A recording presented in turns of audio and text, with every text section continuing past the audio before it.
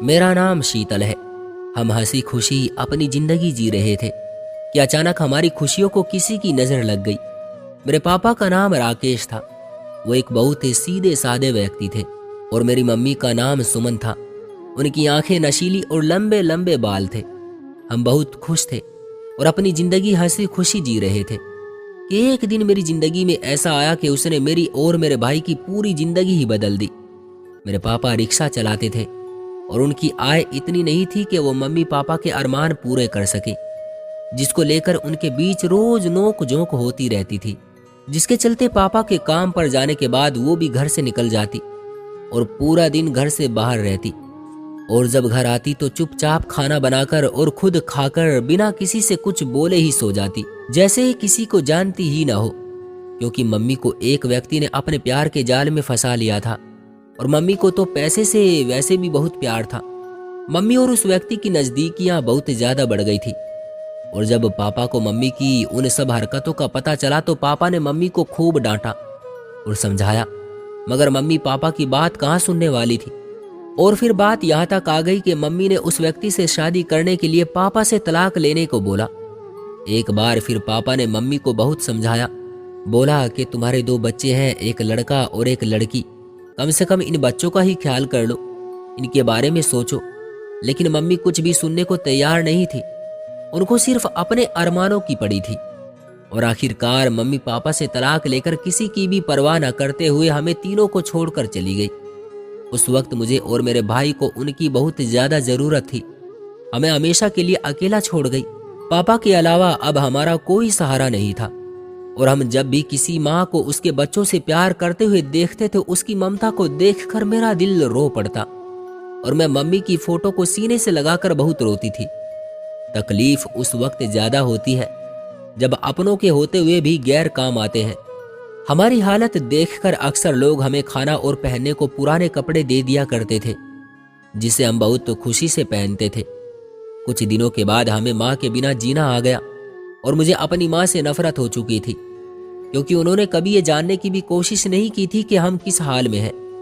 कभी मिलने नहीं आई। वो औरत मम्मी के हिलाने के बिल्कुल भी लायक नहीं थी। अपनी मम्मी से इस तरह के धोखे के बाद किसी भी रिश्ते पर मुझे विश्वास नहीं रहा। मेरे पापा हमारे लिए दिन रात मेहनत करते ताकि हमें 2 टाइम का खाना मिल सके।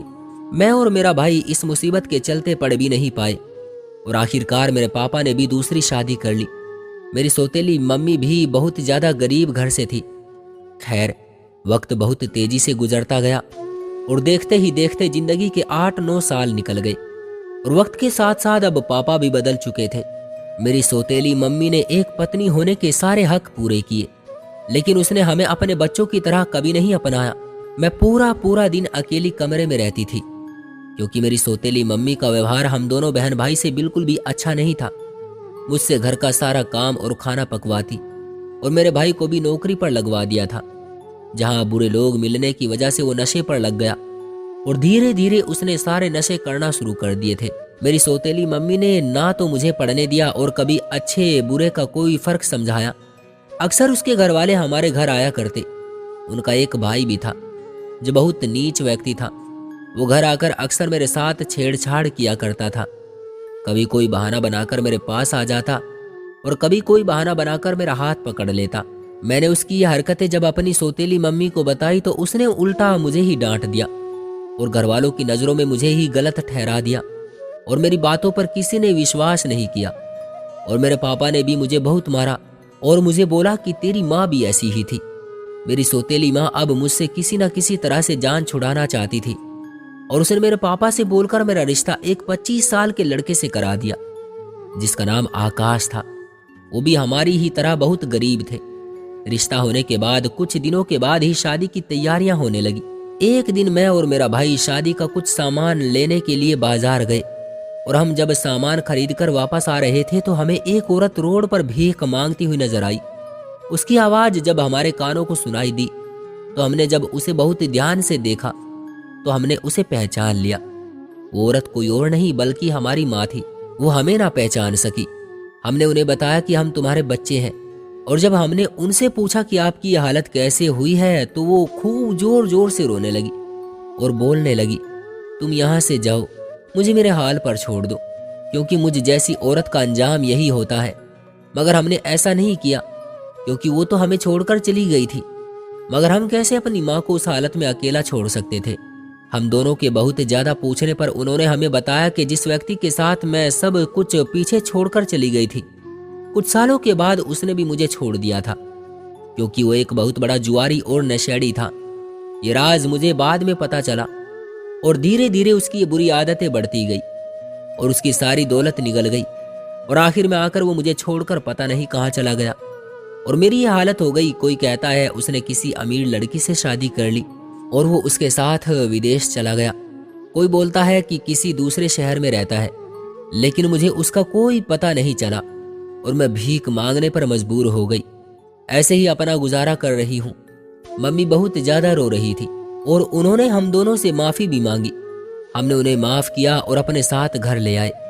पापा ने जब उन्हें देखा तो आग बबूला हो गए और 1 मिनट भी उन्हें घर में न रहने दिए और उन्हें धक्का देकर घर से बाहर कर दिया।